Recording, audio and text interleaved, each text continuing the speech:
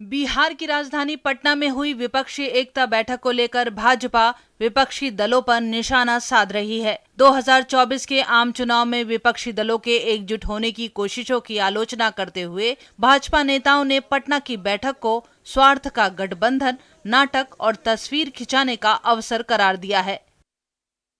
इन सबके बीच केंद्रीय सूचना और प्रसारण मंत्री अनुराग सिंह ठाकुर ने एक बार फिर विपक्षी एकता को लेकर कांग्रेस को घेरा है।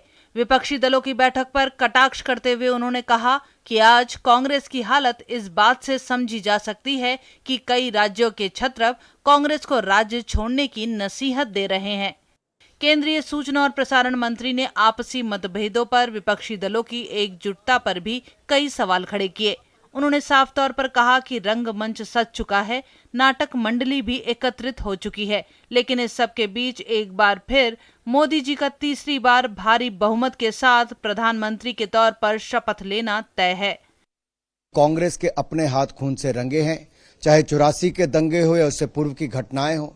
भ्रष्टाचार की बात करें तो उसकी जननी ही कांग्रेस है। मैं तो यही कहूंगा, एक रंगमंच सज चुका है, नाटक मंडली तैयार है, मनोरंजन सबका होगा, भूमिकाएं बांधी गई क्या क्या होगी, लेकिन जनता इन सबका चेहरा बहुत अच्छी तरह पहचानती है। 2024 में भी इनको घर पे ही बिठाएंगे, फिर एक बार मोदी सरकार लाएंगे। वहीं भाजपा नेता रविशंकर प्रसाद ने महागठबंधन को खोखला बताते हुए इसकी निश्चितता पर भी सवाल खड़े किए।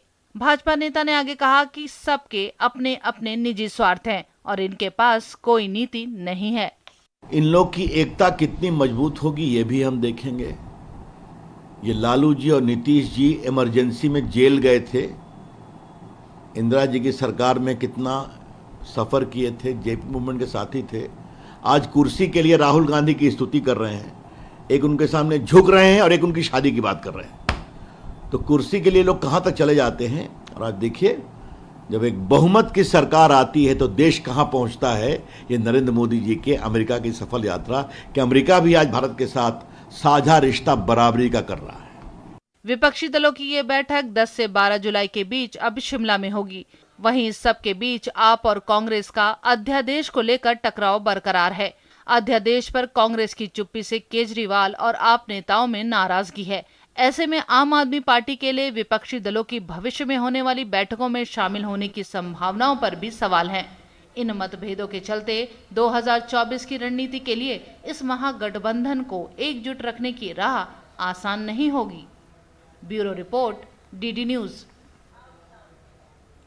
केंद्र सरकार के 9 साल के कार्यकाल की उपलब्धियों को जन जन तक पहुंचाने के लिए देश भर में 30 मई से 30 जून तक जनसंवाद कार्यक्रम का आयोजन किया जा रहा है।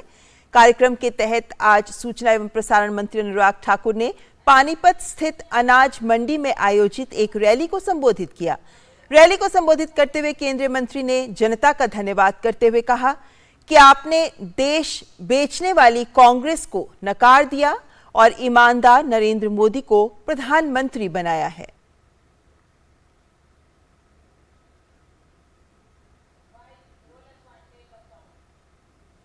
आप याद करिए, 9 साल पहले जब मोदी जी चुनाव में आए तो कांग्रेस के लोग तंज कसते थे, अरे गरीब मां का बेटा है, बर्तन मांजने वाले का बेटा है, चाय बेचने वाला है, ये देश क्या चलाएगा।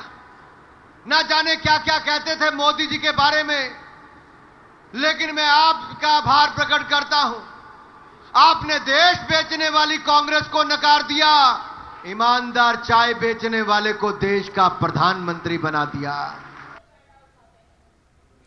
मौसम की बात करते हैं अब। दिल्ली और आसपास के राज्यों में मॉनसून का इंतजार जारी है, लेकिन कई राज्यों में बाढ़ के हालात बने हुए हैं तो कहीं भारी बारिश से जनजीवन प्रभावित है। असम में 19 जिलों में करीब 5 लाख लोग बाढ़ से प्रभावित हैं। तो वहीं हिमाचल प्रदेश में मॉनसून से कई जगहों पर भारी वर्षा से नदी और नाले उफान पर हैं और भूस्खलन की भी खबरें आ रही हैं। आइए जानते हैं मौसम से देश में क्या है हाल।